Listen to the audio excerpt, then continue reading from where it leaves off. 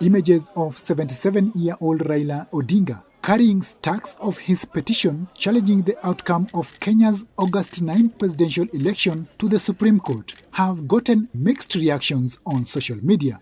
Some critics mocked the veteran politician, while others have praised his persistent fight for what he and his supporters see as electoral justice. Those who keep criticizing the fact that Raila files petitions are the people who would want to commit wrongs and hope that there is no accountability for them. What they want to do is create an atmosphere of impunity where they are never held to account. The quest for electoral fairness in Kenya started 3 decades ago following the country's first multi-party presidential election in 1992. The late Kenneth Matiba and Mwai Kibaki challenged the elections of President Daniel Moi in 1992 and 1997. Any of these things must be seen within the context of the struggle for democracy, human rights, and the overall good of the country. The little gains we have made over years have been from things of that nature. So when Matiba goes to court, Kibaki goes to court, you are trying to enhance and extend the frontiers of democracy.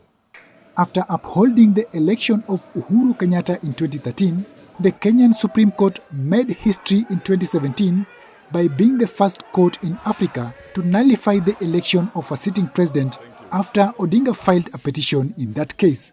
The court cited election irregularities and ordered a new vote won by incumbent President Uhuru Kenyatta.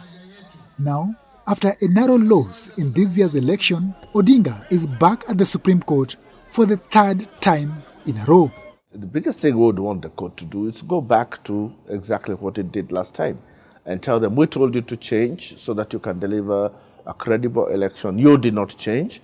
Yet again, you have failed to deliver a credible election. So we are going to do the same thing we did last time, which is that we are going to annul that election.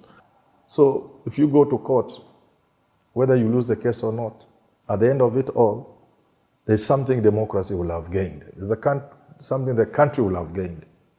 And this is how we must see the struggle of one Raila Odinga.